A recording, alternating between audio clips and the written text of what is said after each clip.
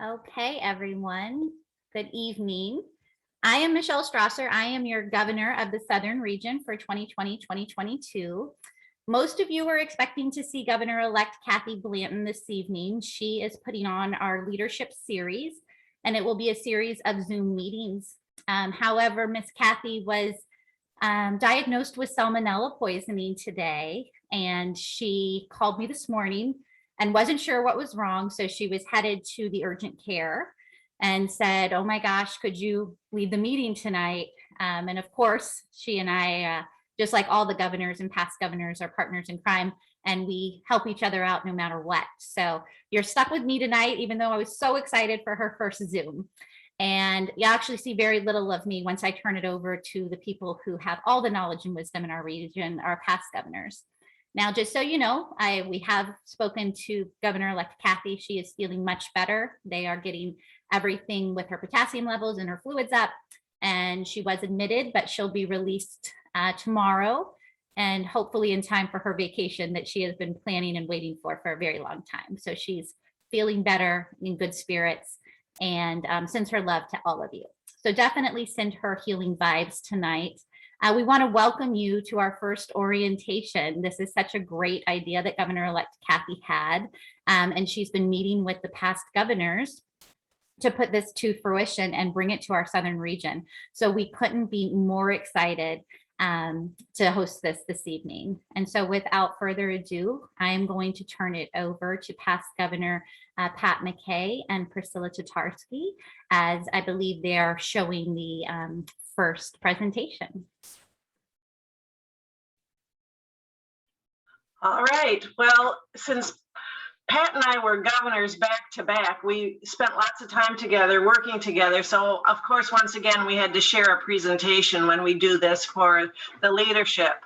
So I'm going to begin, and I'm going to share my screen for the PowerPoint that we've presented so we can get started. Now, can people see the PowerPoint on your screen now? Oops. Yes. Wrong way. Hold on. Yes, There. we see it. All right, good. So we're starting with the very basics: who, what, when, where, and why of Soroptimist. And we're just pretty briefly going over the different levels of Soroptimist and what each level does and what you can expect from different levels. And as you know, since we're celebrating our 100-year anniversary, Soroptimist was founded in 1921 in Oakland, California. First club had 80 business and professional women, and it was SI of Alameda County. Their first project was to save the redwoods, which resulted in a major part of the forest being set aside as protected lands in California. In the next 5 years, 15 more clubs were formed with more emphasis on concern for women in their communities. And the first European club, because, you know, one of the, when they first founded the first club, they wanted to make sure it was made international. And so they did with the first European club, SI of Paris, in 1924. And just to be very basic, SI is Soroptimus International. You know, we use abbreviations all the time, but we have Soroptimist International, worldwide volunteer service organization for women who work for peace, and in particular to improve the lives of women and girls in local communities and throughout the world. It started 100 years ago with one club in California. It now has around 72,000 members in 121 countries worldwide.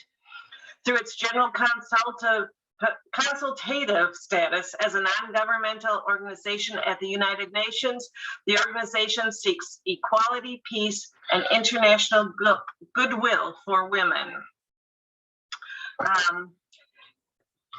The vision is women and girls will achieve their individual and collective potential, realize aspirations, and have an equal voice in creating strong, peaceful communities worldwide. With the principles to strive for the advancement of the status of women, high ethical standards, human rights for all, equality, development and peace, and the advancement of international understanding, goodwill, and peace. The leadership of Soroptimus International is a 2-year term, with the president being rotated between the federations. And for this 2-year term, Sharon Fisher, who is from our federation, she's from Western Canada region. She's a former SIA president, and she has been the president for these past 2 years. The Soroptimus International is headquartered in Cambridge, England, with just a small office staff, because the federations do their own governing and stuff, but International brings everybody together and always has an international project also. And the board of members of Soroptimus International has members from each federation, usually the president of each federation, and then the president-elect or past president or something like that as the governing body of Soroptimus International. And the picture is of President Sarah Fisher that you may have seen through our federation. Her project, it's called, you might have heard it, the December 10th appeal, the President's appeal. It's known by different names, and it revolves around December 10th, the Human Rights Day or United Nations Day. And it's a day that Soroptimus International presidents ask people to sacrifice something to help women worldwide. And there have been lots of projects in the past. Every president has their own. I think the last president had Women, Water, and Leadership. You might remember hearing about. Long ago, they dug wells for women. Birthing in the Pacific was another recent one you might have heard of. But President Sharon's is the Road to Equality. And you can see on the screen what different topics they're tackling to focus on taking action and advocating on these topics. And the appeal incorporates a mix of projects alongside information and education to build awareness and engage Soroptimists and friends through discussion. I don't know if I've tuned into webinars that they've given. You've probably heard about them. Many of you may not have tuned into them, but they've had webinars on each of these topics with different women from around the world that have been in charge. We've been working with an organization in the area that this project is taking place. So there's a Soroptimist and another organization that work together, and they've been having webinars on these, and it's so interesting. So if you want to find out more about these projects and what they do, you could look on YouTube and find them if you just look at SI Voices on YouTube, you will find the webinars that they have done. And I highly recommend that you do that. Through access to tools, facts, and stories, we believe that each of us will be able to raise our capacity to be a global voice for women on our journey towards achieving gender equality. The topics and page, well, hold on. And then to hear more, you can also go into Soroptimus International website, which is soroptimisinternational.org, and look under the SI Voices, and there will be the podcasts and webinars there. And I'm going to talk about this a little later, but it is wonderful to just sit back and be a little bug on the wall during these webinars, because literally women all over the world are there and speaking and working together and asking questions and discussing and everything. And it's really a powerful hour or however long that the webinar is to do and to see. Pat, it's all yours. It's all mine. Thank you. Can everybody hear me? I unmuted, so hopefully it works. And Priscilla, you'll have to advance since it's your PowerPoint if you don't mind. Not now, because I'm going to speak to this one. It's a pleasure to be here tonight. I am just thrilled to be presenting this particular slide.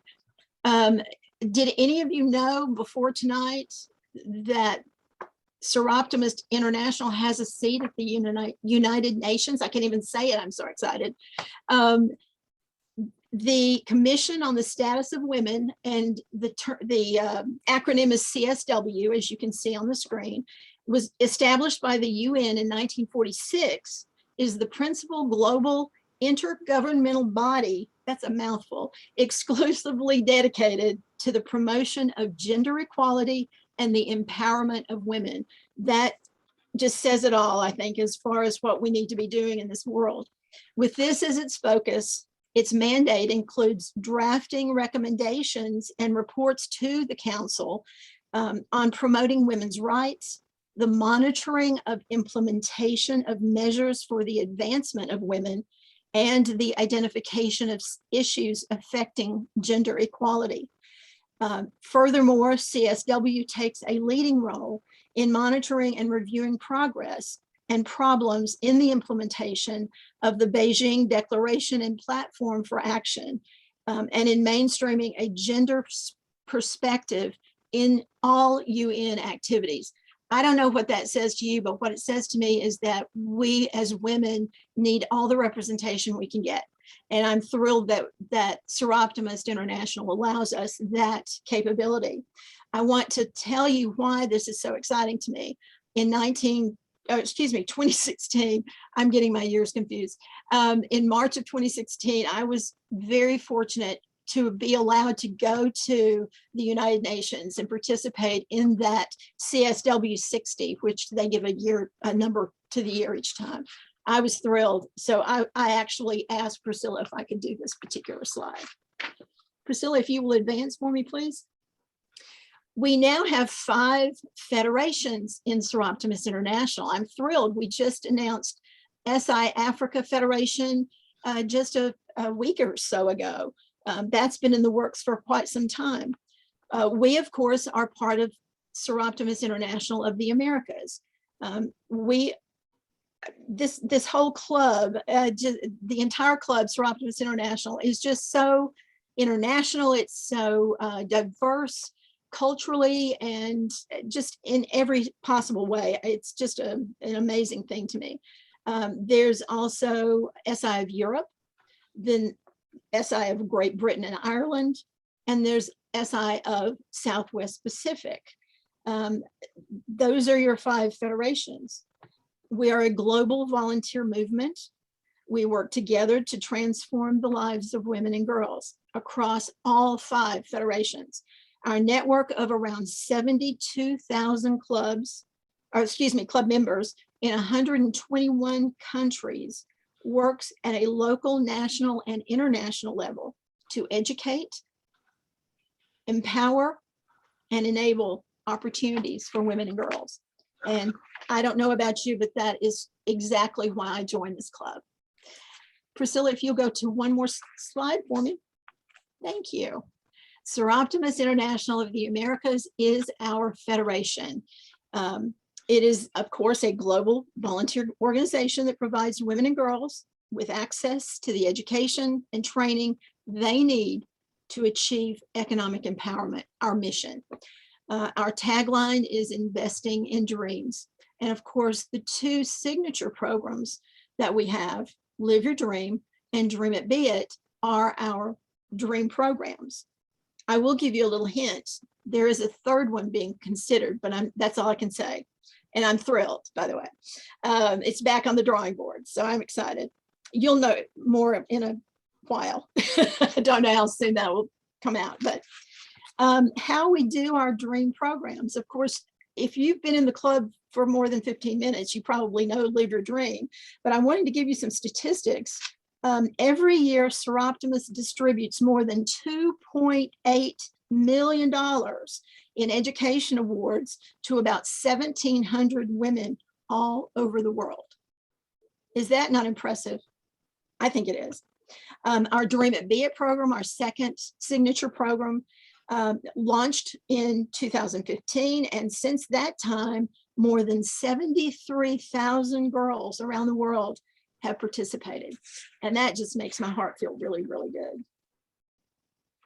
It's all yours, Priscilla. So now we get down to Southern Region. We've been to Soroptimus International and the Federation, Soroptimus International of Americas, our federation. Below that is Southern Region. SIA has, and I was going to look this up and I didn't. How many regions do they have? Like 26. 26? Oh, I was right. 26 regions then. So we were one of them. Southern Region has 14 clubs in Florida, Alabama, and Tennessee, but we're always looking to charter more. And our region also encompasses Georgia, Mississippi, Puerto Rico, and the Bahamas. So we can go in any of those places and charter new clubs, and they'll be in our region. Our region is governed by a region board with Governor Michelle in charge, also with the governor-elect, treasurer, secretary, 3 district directors, and the parliamentarian. And your region board provides the leadership training and making sure that the region upholds the bylaws and procedures that they have created. And each officer serves 2-year terms. And they're elected in even years. So this coming spring, when we have our region conference, we will be electing a new region board. The governor-elect, Kathy Blanton, will automatically move up to governor, but everybody else will be either re-elected or elected. You can serve for 2 terms. So they're 2-year terms and you can serve 2 terms. So some will be able to be re-elected.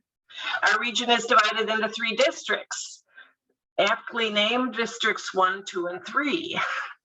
And you know those because in the fall, when COVID isn't around, we have district directors, and that's when the clubs that are geographically close to each other get together and share their ideas and hear the news and what's going on. And that happens in the fall. And then in the spring, we have the region conference where everybody, all clubs from the region, come to be represented and to share ideas and give each other reinforcement, meet new people. And this will all be much better when we actually do it in person. I will say that. So we've been down to the regional level. Of course, the region divided into districts, and all the districts are divided into clubs. They all have from 3 to 6 clubs in their district, I think. And then the clubs have the members, which are you, which is really the basis of the organization, and what really makes our organization is the members themselves.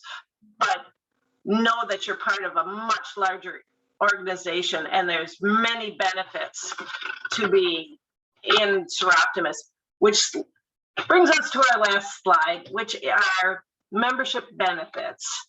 And we've listed just a few here. Leadership development on top, since that's what we're doing tonight, so we had to list that. One of the best things that I have through Soroptimus is just the women I meet, and the women I meet in my club, in my region. I've gone to many conferences all over the world and have friends all over the world, literally friends. I mean, sometimes I think back and I don't really believe this, but yes, we have friends all over the world. And even if we don't know them personally, if you get on like the SI Voices webinar that I tell you about, you will see the women from all over the world, all participating, all working to a common goal. And that just reinforces what we do all the time. Pat, do you want to speak to any benefits? Or I'm sure you can unmute with more benefits than we have listed here, but that's I would add that under the leadership development, personally, that has been something that was remarkable for me. I've been a little bit outspoken in my lifetime, and I think my sister somewhere on this Zoom meeting is probably laughing her head off because she knows that to be true. But this club has enabled me to expand what I can do. I was president of our club. I was corresponding secretary, then I was suddenly president. I think I didn't show up for that meeting and got thrown into that. And then I was a district director, governor-elect, and governor. And then last year I finished up a 2-year stint with SIA as a board member. And I can't tell you what all of those experiences have done for me. It has made me a better person, one that looks beyond just what you see. And Soroptimus has done that for me. It has opened my horizons completely and opened my eyes to different cultures, different diversities. I will tell you, I too have friends all over this world. And it does my heart really, really good to know that I have friends in Mongolia, I have friends in Japan, in Korea, and all other places, Canada. I mean, I can't even name them all. It's just an amazing, amazing club. All right, and you don't need to be in the club to have these amazing friends all over the world. Your club members are the start of the friendship, because that's who you work together, and that's who can uplift you and stuff when you need it. So anyway, this is just, like we said, basic Soroptimist 101. There's a lot more you can find. You can go to the websites for soroptimistinternational.org, soroptimist.org, which is the SIA website, or soroptimistsr.org, which is the Southern Region website. And find out, just go and scroll through and see what you can find out. And if you have any questions, you can always find a past governor to ask. So thank you very much. And Thank you. I will get out of this and stop sharing. Back to you, Governor Michelle.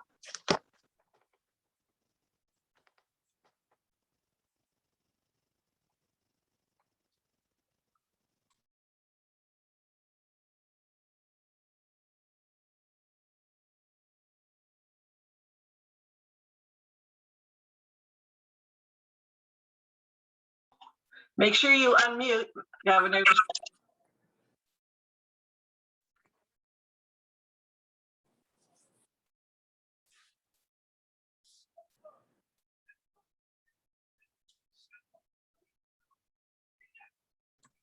Michelle, who is next, please?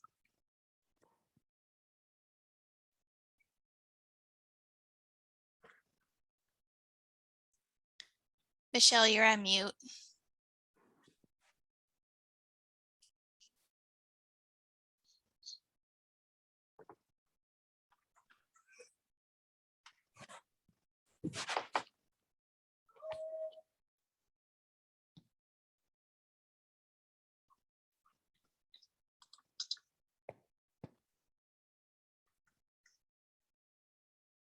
Michelle, who is next, dear?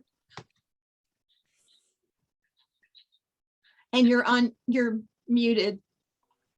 I'm looking for the agenda. Do you? I don't have it. Sorry. Here. That would have been nice, wouldn't it? Yeah. Well, we don't have our fearless leader, Kathy, with us tonight, so she would have kept us straight.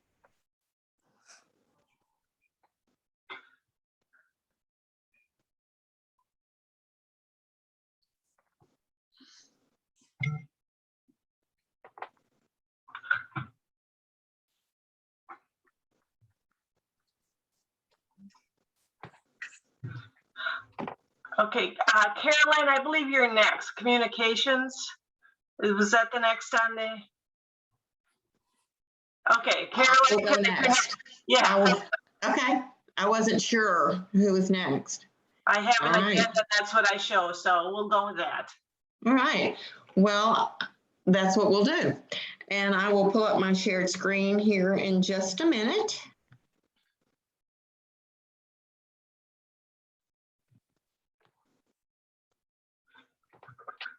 And I will go to, I'm looking for,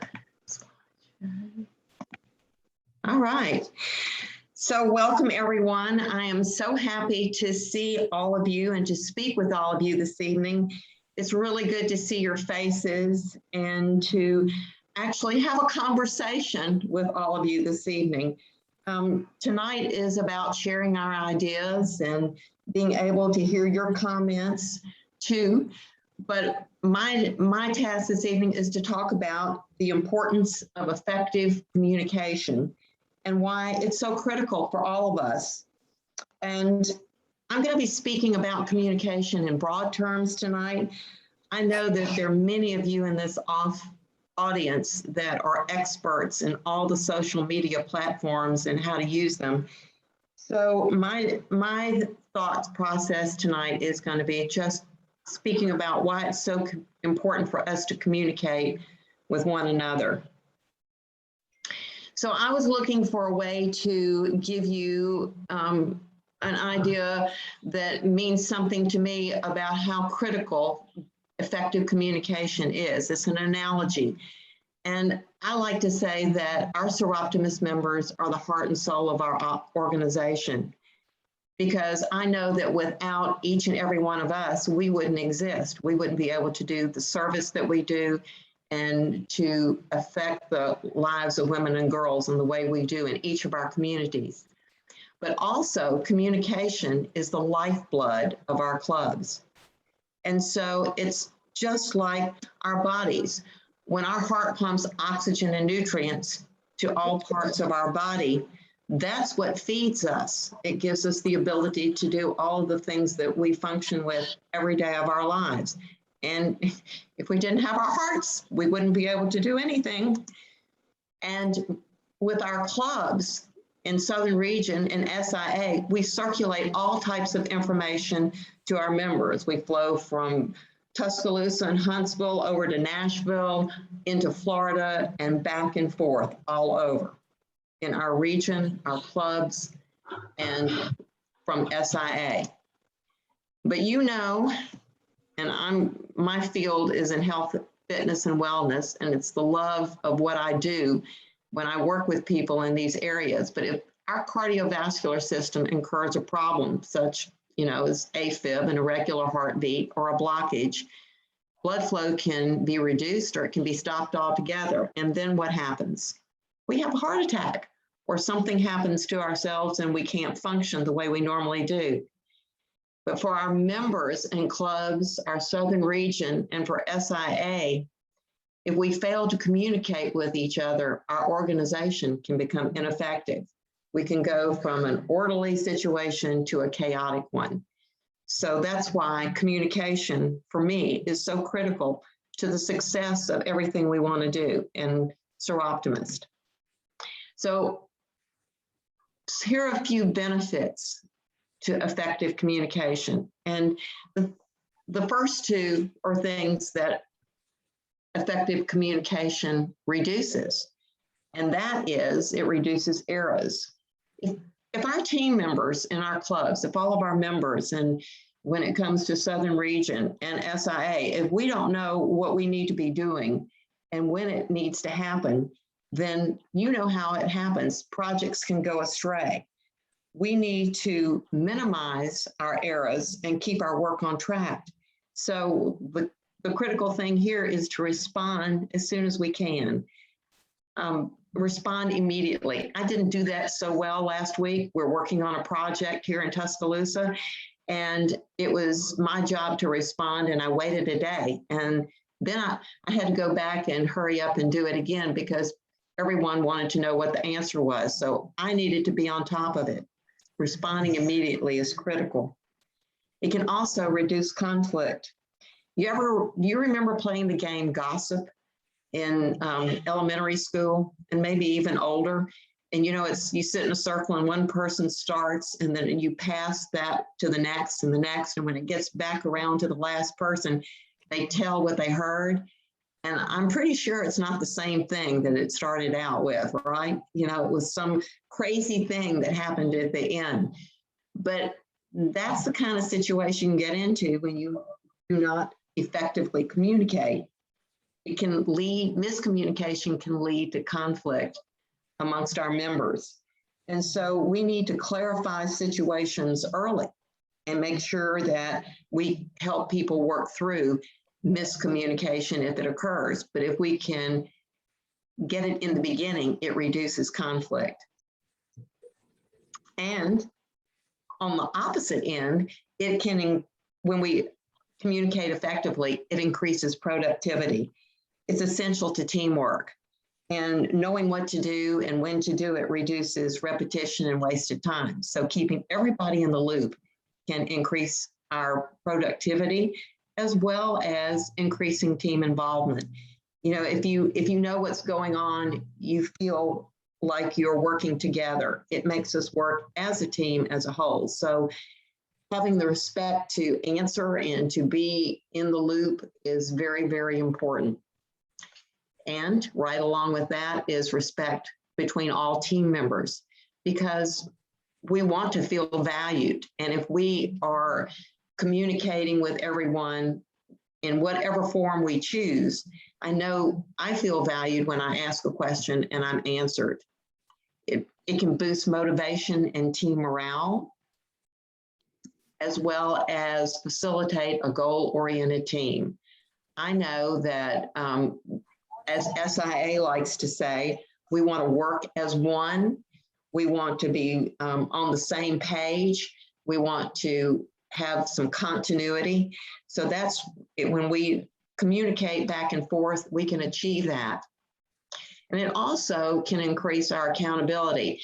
If you're in the loop, people know that you are working, that you're working toward the common goal. So it helps you be accountable if you're communicating back and forth. And then when we allow team members to express their feelings and team leaders to express their feelings honestly, it promotes a great sense of continuity and promotes honesty. And then, of course, if we communicate, we're all better informed. It's an informed team. So those are some of the benefits to effective communication.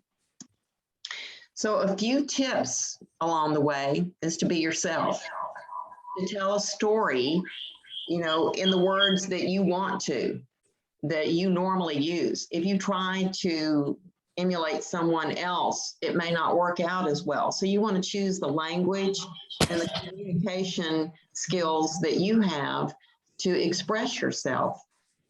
You also want to be available. If people need to see you, if you are a leader that can be out in front of everyone, but as we are doing this evening, Zooming or emailing or texting, however we choose to communicate, we need to be available. We need to be available to respond. So for me, that is just a critical area. And then develop listening skills and promote input from team members. You know, what is said and what is not said is equally important. One of the things that I admire teachers so much for is their ability to read faces. And that's one of the things that I've learned how to do in my teaching career and in my training career, is to be able to read people's eyes, their facial expressions, their body language. And so when we develop listening skills, it's not only what's said, but it's also what you get from all of those other aspects of communication. And we want to promote input from everyone. Again, it makes people feel valued when we are happy to listen to them and to consider their thoughts and concerns and ideas. Simplify your communications. One thing my husband JD works on me all the time is to be brief. And he taught me that when you write long sentences, people get lost. And that in business communication, sentences 23 words or less are most effective. So now I really don't go through and count all of my words, but I am trying to get a little bit better about keeping things simple and short and brief. People can read through it more easily, or when you're speaking, probably the same way. It helps. Illustrate points with real life examples, stories that apply to you, because it makes it personal and it helps people understand you. They know your values. They listen to and get some feel of what's important to you. Communicate through actions. We always say actions speak louder than words. But I think sometimes we're frustrated if we are asked to do something, but our leaders don't do the same thing. We may have seen that more recently in some of the events going on in the world today, just thinking out loud about that. So we want to make sure that our actions follow what we're asking people to do, you know, and just in the sports world, you know, I like to see people who ask athletes to perform to also be able to, you know, live a certain lifestyle and be out in front with a real life role model when we're in front of the public. So communicate through actions. It's a great thing to do. And then finally, the first and last rule of effective communication is to actually communicate. Like Nike says, just do it. You know, even if it's not perfect, it's okay. Just practice communicating and answering. And so when presidents send out an email asking for feedback, please respond. Or when your the region officers do the same thing, your district directors, let's all get in the act and help one another out by responding. And effectiveness will come as we practice doing it together. It's a great way to communicate. That's it. Michelle, can I turn it back over to you? You may. I have found backup technology. Thank you for that wonderful presentation, past Governor Caroline. I had wanted to introduce you because I spent 2 years with you being my mentor and training me. Thank you. And then my computer just crashed, you guys. I could hear all of you and read little notes popping up like you're muted. And I'm like, I can't see anything. Like, nothing. So that is 2020, 2021 in a nutshell of trying to lead things and do things.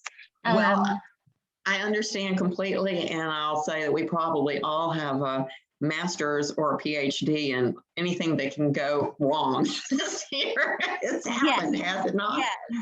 Yes.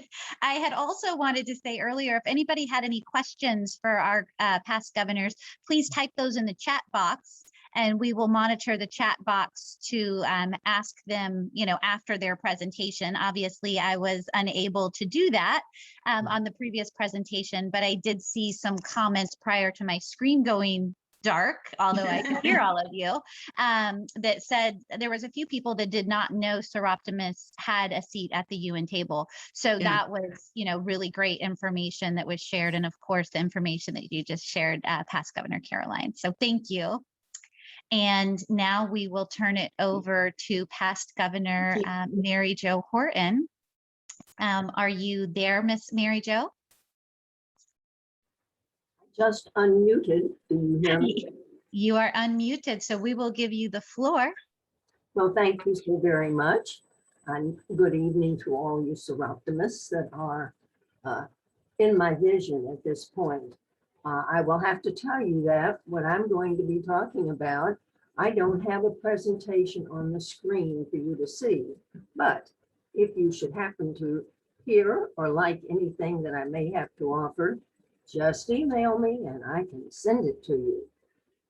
I'm talking about how to run a meeting and have fun. Now, we need to explore, first of all, what's involved with doing this. What is a meeting? Well, is it a club meeting?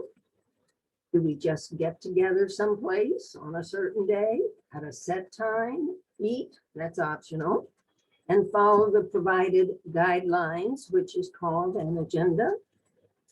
Oh, yes. But how does this happen? First, this is not just a club meeting, but it is a team meeting. It's a gathering, a huddle, a powwow. It's Soroptimist women ready to take action. And let's not run the meeting. It just might get away from us. So let's lead the meeting. And who leads? Well, usually the president, or in her absence, the vice president. And what are the characteristics of the leader president? Well, she's a daring do, by golly. She's self-confident, she's controlling, she pays attention to detail, she relies on club bylaws, and policy documents, and on Robert's Rules of Order to lead an orderly, productive meeting. She has appointed the required committees to accomplish the club goals. And prior to the meeting, she confers with each officer and committee chairperson to assure their readiness to report as provided on the agenda. Now, the president raps the gavel to open the meeting at the stated time and is prepared with an agenda that is the guideline for the meeting. For help preparing an agenda if needed, the president need only reach out to the SIA website because it's very carefully spelled out there for her if she needs it.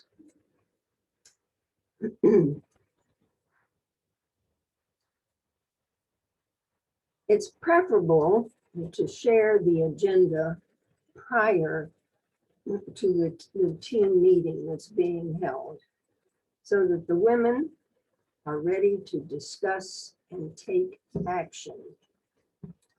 The president should pace the meeting, ensuring it runs on time. If the planning has been properly executed, this should not prove to be a problem.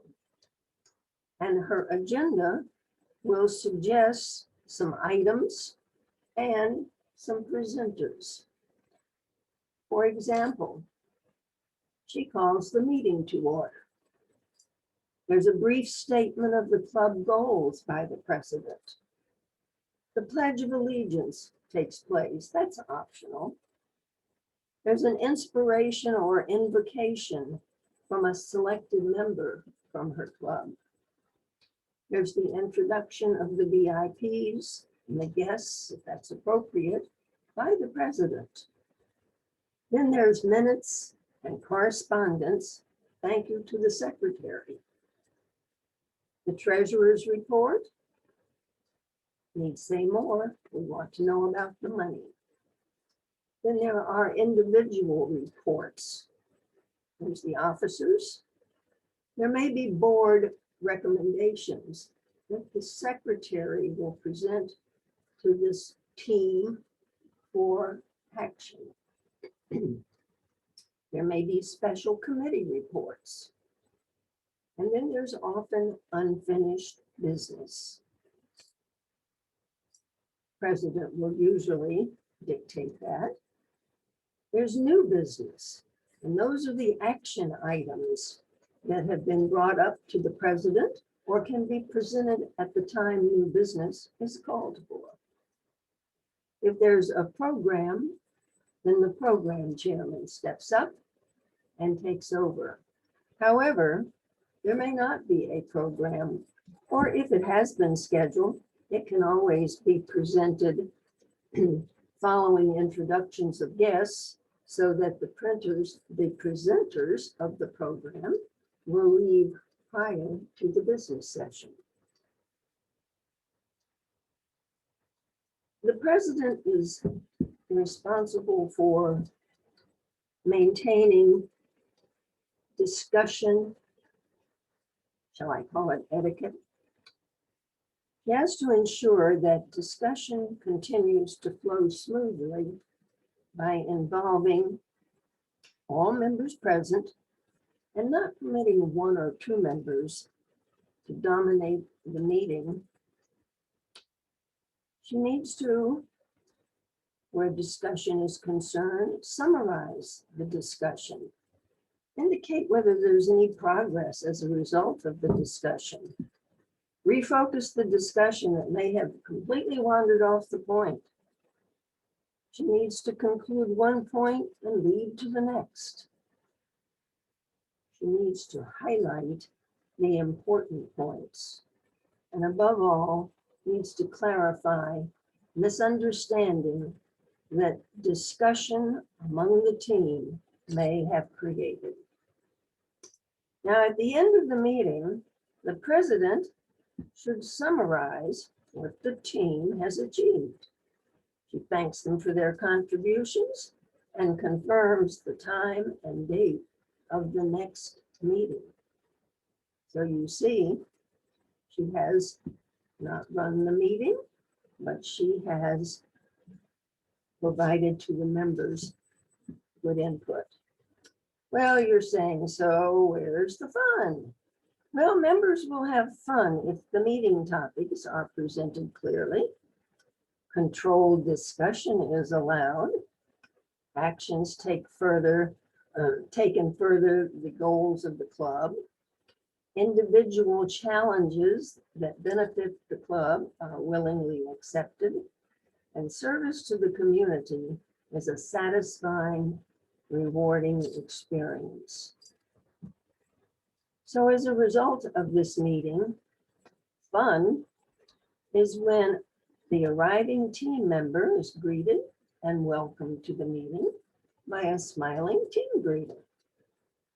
Fun is when the president recognizes the creative ideas and innovative suggestions of the team members that everyone can enjoy. Fun is the camaraderie of the occasion, sharing personal or work-related incidents, renewing friendships, and just being a Soroptimist thrilled to support the lives of women and girls. Fun is participation, participation, participation. And that, ladies, is my suggestion as to how we lead a meeting. Thank you. We thank you, past Governor Mary Jo, and anybody who's attended any meetings, district meetings, Southern Region conferences, or even meetings in Stewart knows that past Governor Mary Jo likes to have fun. So we know that that presentation will be well heard, and maybe some questions will present as well. But if you haven't been in attendance to a live meeting, make sure you come to Tampa in April. And Mary Jo always brings all the fun to our meetings. So we appreciate you. Thank you. And you have some comments in the chat box that they love you and thank you. So there's some comments coming in. So thank you again for that. We will be going back to past Governor Pat McKay now for the roles and responsibilities section of our presentation. Thank you, Governor Michelle. I think we're getting short on time, but hopefully I can run through this and not lose any of the content. What I'm going to do is talk to you high level about the roles and responsibilities of all levels in your club officers, your committees, and your committee chair, as well as your club members. So let's get started. And for some reason, I'm not advancing on my PowerPoint. Well, that's not good. I'm screen sharing. I've got it up. Any suggestions, folks? Michelle, you want to take it down, and you want me to take it down and start over? Yes, you can try that. Okay. I told you earlier that this is not my forte. It's okay. You're doing amazing. At least your whole screen didn't just go away completely. That is true. Wait a minute. I think I have to hit something else. Share there. Mm-hmm. Maybe Yep, that did it. Share. No, that didn't. Wait. Yay! It did it, but it took too many. Okay. So, sorry about that. Little technical difficulty. So we're going to talk about the officers in your club. And I just spelled out the four main ones, and parliamentarian, of course, president, vice president, treasurer, secretary, and parliamentarian. We're going to look at each one of these and talk about their responsibilities. President, your president, as Mary Jo just mentioned, they are in charge of putting the agenda together. They're charged with ensuring that the club supports Soroptimus International of the Americas mission. And an effective president understands the importance of her role to motivate, manage, and move forward with club activities. If you look on the website, soroptimist.org, from Federation, you will see that there's a whole bunch of information on how to be a president, what's expected. The first thing I will tell you as a incoming president is learn to delegate. Nobody ever told me that, and I ended up doing a lot of things that I didn't have to. I enjoyed it, don't get me wrong, but that's the best advice I can give anyone who's becoming a president. Delegate. And the other one would be don't micromanage. Just a thought. The president's going to direct and conduct the business of the club. She's going to preside at all the meetings of the club and the board of directors. She's going to appoint all of the committees, and she will be an ex officio member of each committee of whatever. She doesn't have to call the chair and say, hey, can I come? She is automatically accepted as an ex officio member. She will also serve as a delegate to all region, district, and federation meetings. So that's a fun side effect.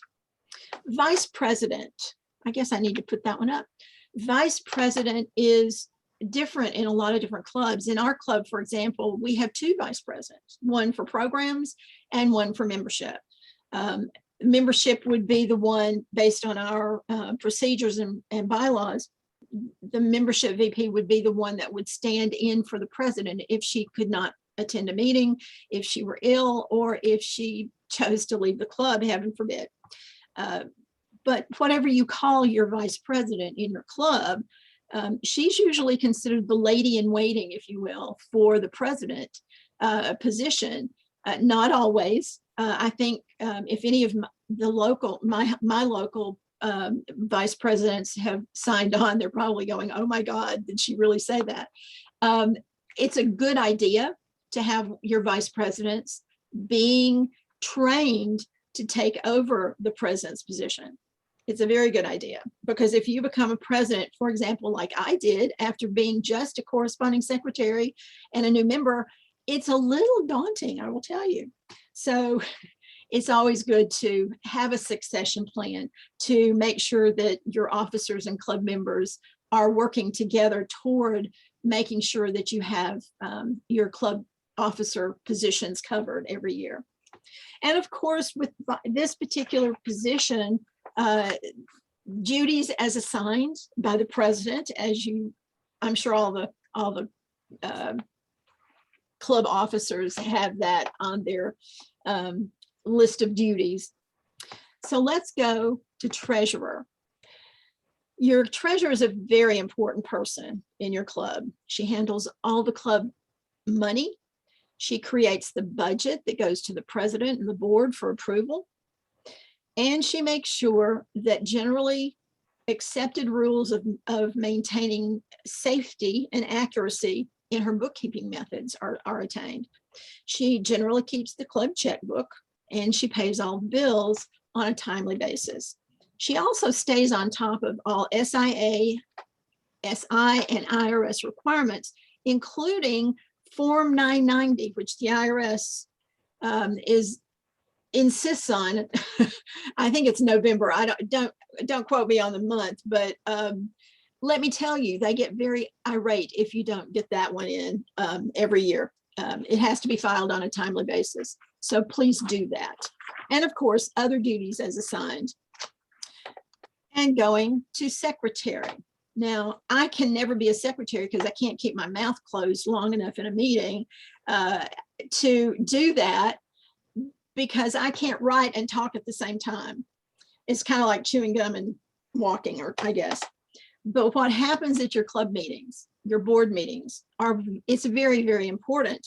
And therefore your secretary is very important to your club in that she's capturing these decisions, these voting situations, results, discussions about future projects, or even just obstacles that you've run into and you've encountered with possible solutions or directions to take. You want all of that captured so that if you have to go back and go, well, what was said? I don't remember what happened in that meeting. You can go back to your minutes and see what was decided. And that's a very good thing.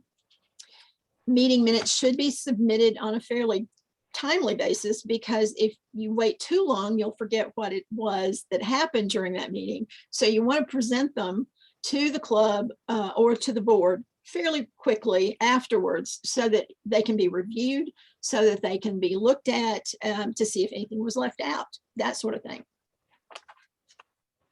So moving right along to parliamentarian, and that's the position I currently hold for my club. And I've been parliamentarian on the region level, and Priscilla is the parliamentarian currently for Southern Region.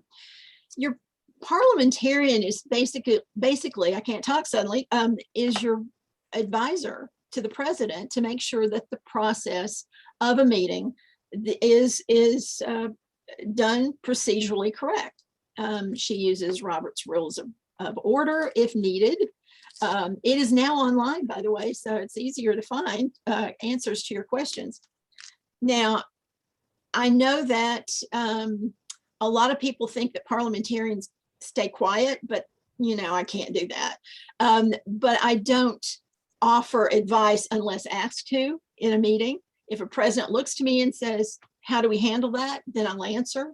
But generally speaking, a parliamentarian is also a club member. So I think it's perfectly okay for them to participate in the meeting and offer suggestions or whatever to make sure, that things are being listened to and that sort of thing. So on to committees. Committees are what makes our clubs get things done. A committee is appointed, a committee chair is appointed by the president usually to perform a specific task, an event, or a project. Now, there are some standing committees that are certainly evident in our Southern Region procedures. And I believe our club, if I remember correctly, I haven't looked at the bylaws lately, but I should, that standing committees are very important to the overall operation of the organization, whether it's Southern Region, whether it's SIA, whether it's local clubs. The president generally will ask for a chair of a committee and then appoint them.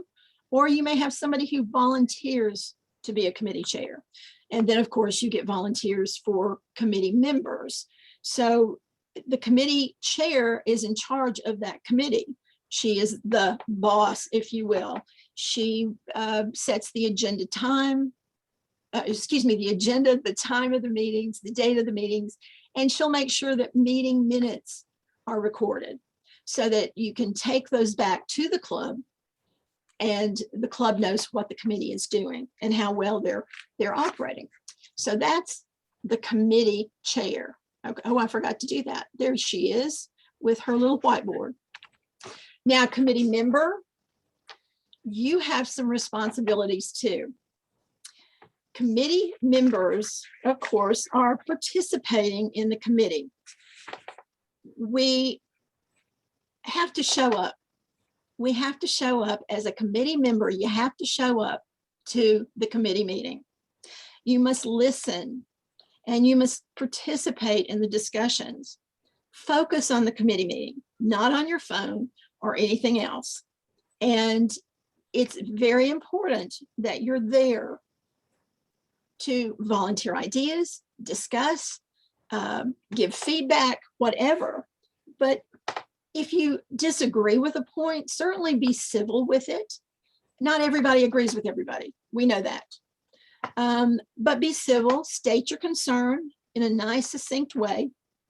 And if you are overruled, then, that happens. And then you smile and continue to participate with a good attitude. That is every club member's, I will say not just committee member, but every club member's responsibility as well. But no one gets their way all the time. I can tell you on many occasions, things just have not always turned out the way I wanted it. But I smiled, kept my attitude in check, and just continued to participate. And that, I think, is the important thing. So club members, yeah, you have responsibilities too. But you just joined. Well, you want to come to meetings, first of all. As a brand new member, if you don't come to meetings, you don't know what's going on or how you can help. So you can't just come forever and have fun at an event. You can have fun, but you got to participate. Our clubs cannot continue to do our dream programs, fundraising, or work in the community without club members helping. So many times I've talked to clubs that say, well, we have 20 members, but we only have about 8 or 9 of them that come to do any of the events and projects. That's kind of standard across all the people that I've come in contact with through Southern Region and SIA club members. If one team member, which we're all on this team called the club, if one member drops the ball, it can cause a ripple effect, causing the overall team to have to work harder or longer to get things accomplished. Now think about that. If you will just remember that when your president sets a meeting or a committee chair sets a committee meeting, and you go, oh, well, I just don't really want to go. But if you're a part of that team, you need to show up. You need to participate. You need to pitch in, and you need to do your part. Because that's all what Soroptimist is about, as far as I'm concerned. It takes a village to get things done, and be a good villager, okay? So whether you are an officer, whether you're a committee chair or on a committee, or if you are a club member, show up, speak up, and participate, and be a part of what's happening in your club. Your community efforts can expand exponentially when all of your members show up. And the personal rewards you will receive from your participation will be well worth your effort. And who knows, you may be the next Southern Region Governor or SIA President someday. And all of these things that you've learned along the way will serve you well. So thank you for allowing me to talk tonight. This is one of my favorite subjects because I like to see club members, officers, and committees and committee chairs all kick in and participate, because as I said, it takes a village and we all have to be good villagers. Thank you. Thank you, past Governor Pat McKay. We appreciate all that, and how much truth in what she said, you guys, that we have, 30, 40 members and 9 people, do the heavy lifting, and to get excited and passionate about either the committee or just the membership is something that we just love. So thank you for sharing all of that valuable information. We have one final presentation for you guys tonight. You don't want to miss this one because it is about managing change. What? Managing change? What change? There's no changes. That's the one thing that I have figured out in the last 18 months that is the constant in all of our lives, is change is the definitely going to be consistent. So without further ado, we'll reintroduce past governor or welcome back past Governor Caroline Williams to manage the stress of change she has there on slide 1. So welcome back, past Governor Caroline. I do believe you are muted.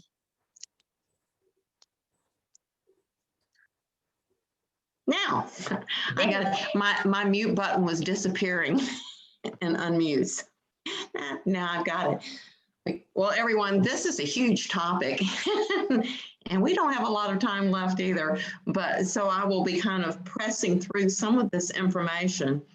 But as we mentioned earlier, we've been through a lot in the past year and a half. together and in our communities and in our families. And we probably are pretty good at adaptation by now, and having to change the way we do things or the way we approach certain things in our daily lives. So I'm sure that we will all be able to have good positive feelings about this presentation about managing the stress of change. And I'm not progressing either all of a sudden. So I'm going to go back out for just a second. Hold on. I've got to go back out. I think we all need to do some updates. I updated. I updated this today. Okay, hold on. Let's see. Let's see what I'm doing. Maybe I'll come over here. See what this is. I don't know. Okay. Nope, that was the wrong thing. Let me go back out one more time. Okay, screen share. Maybe this is. Okay. I think this will work now. Good. Okay, good. All right, so when you hear the word change, what does that do to you? You know, I guess tonight is going to be kind of a rhetorical question, but could it be fear or anxiety or frustration? Do you become depressed when you hear the word change? Well, I did a little research, and I found in some studies that 1 in 3 individuals would avoid change if they could. And that's probably a real truism. 1 in 4 individuals say they cannot accept failure if they try something and do not succeed. And goodness knows, I think I've had enough failure in things that I've tried through the years, but you know, you kind of have to learn how to keep going. Almost 1 in 3 individuals say that if they do not see immediate results for their efforts, they usually give up and do something else. But I can give a personal note, and that is that when Governor Michelle and I were attending the our Governor's Roundtable meeting in Montreal in 2019, we were sitting on opposite sides of the room during one particular session, and they asked all those that had positive feelings about change to stand up. And these were the governors and governors-elect. And there were probably, 50 people in the room, and 8 of us stood up. And Michelle and I both stood up. So that was a positive thing.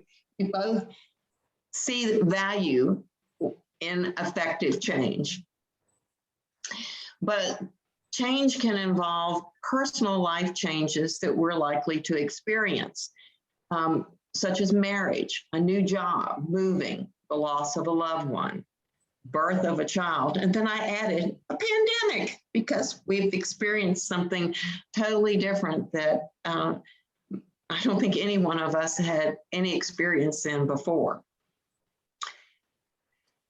But organizations such as Soroptimist undergo change. We do it all the time.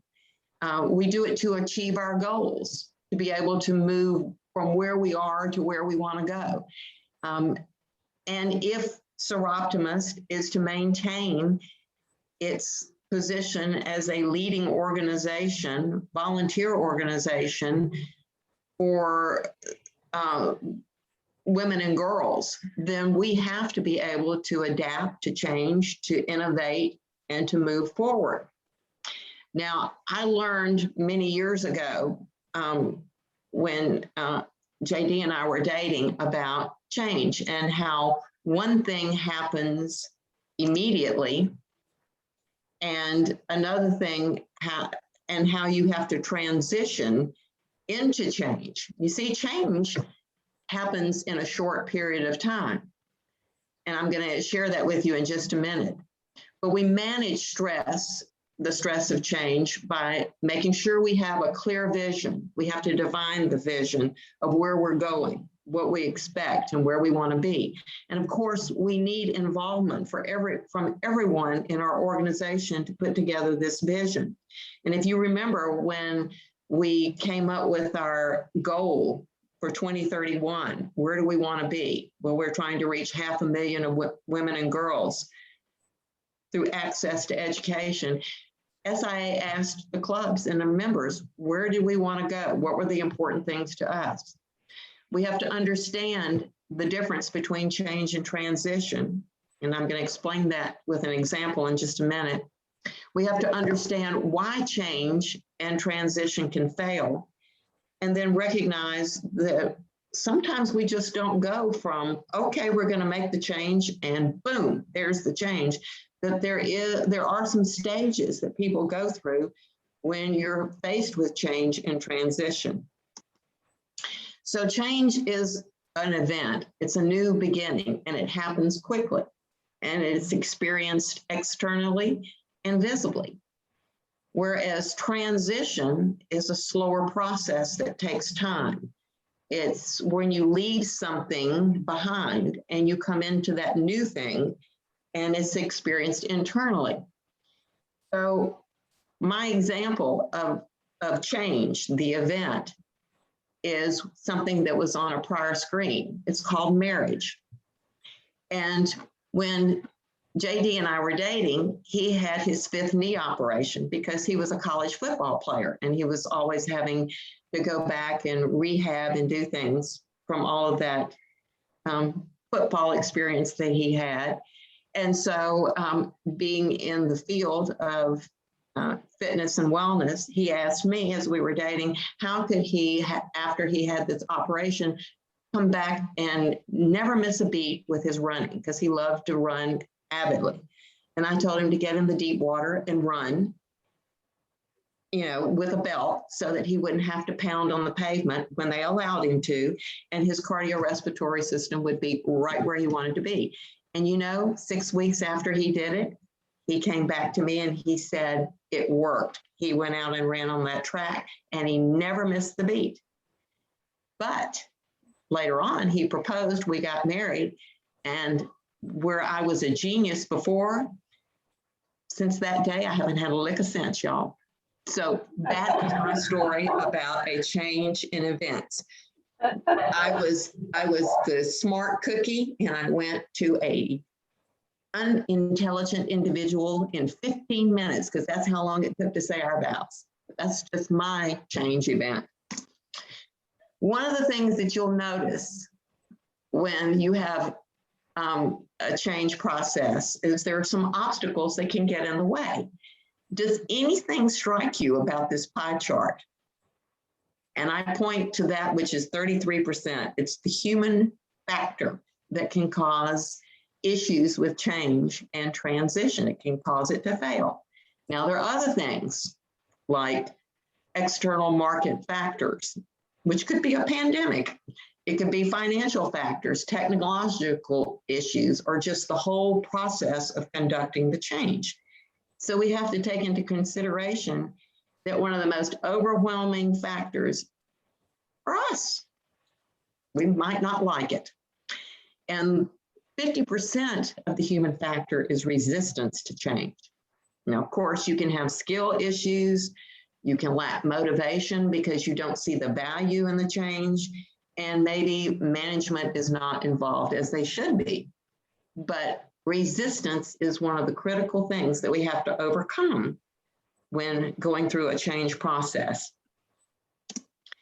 So while we may not be practicing psychologists or have studied behavior change or emotional change, people rarely go from one thing to the other in a straight line. There are usually a lot of deviations. In my field, when people want to change behavior, it takes a long time. You know, some people are not even thinking about it, and then all of a sudden they have to make changes, and it's a long process. Well, it is in business as well. And these are some of the stages of change that you could go through. Denial, which sounds like, oh, I think I'm going to wait this out. It probably won't last too long. And if I ignore it, it might just go away. But since it won't probably go away, one of the things that we can do to help people out of denial is to point out the positive and be good role models and express understanding of what they're going through. There's resistance, and these are the two critical ones. Resistance can be, well, we've been doing it this way for years and it's been working, so why do we have to change? So here you have to separate fact from fiction, explain how it might not have been working as well as we wanted it to, and help them see the positives and move forward. The neutral zone is where it's, what do I do? I can't, I'm a little bit afraid. I don't want to make mistakes. What if I can't do it? We have to move them into the next phase, which is the positives, from exploration and into commitment, so that they're open to possibilities, so that they see the benefit, and so that they're ready, willing, and able to take the chance to make the change. So these are my quick tips. Communicate the vision, okay? And ask for input. We have to have input from our team members. And here's where communication comes back in to make this all very important. Share the importance of change. Why are we doing it? If we're doing it just for change's sake, well, it might not be the right thing to do, but why is it important? Create the team involvement, ask for input, and make sure that people feel valued and that we listen to them. Beware of those obstacles that we pointed out. Make sure that you are monitoring the stages of change, because, people don't move at the same pace. Some people will go straight from, or rather quickly, if not straight from it, but quickly through them and just say, yeah, that's great. I get it. I'm ready. And others will drag their feet. Lead by example. Remember, actions speak louder than words. And then celebrate your successes in the end. So finally, all change is not progress, but progress is change. So make sure that, what you choose to change will create progress, that it's valid and that people buy. That's what you want. You want your team to buy in. And that's it. Thank you. Thank you, past Governor Caroline. We appreciate those wonderful tips on adapting to change and getting through change. There was a couple comments of, oh, this is an excellent example of adapting to change when your slides weren't working. And there were a lot of laughy faces in the chat box when you referenced a personal story. So we always love to hear from you. And we know we ran a little bit over, so I am going to wrap it up by thanking all of our immediate past governors, or our immediate past governor and our past governors for all of their great information, insight, and input tonight. I am going to stop recording and then let you guys kind of speak freely, just because we did go over a little bit, but we did have 55 members of the Southern region tune in tonight, and that is excellent attendance. So thank you all again. Feel free to unmute yourself, and I know it gets a little chatty and some people can't take it.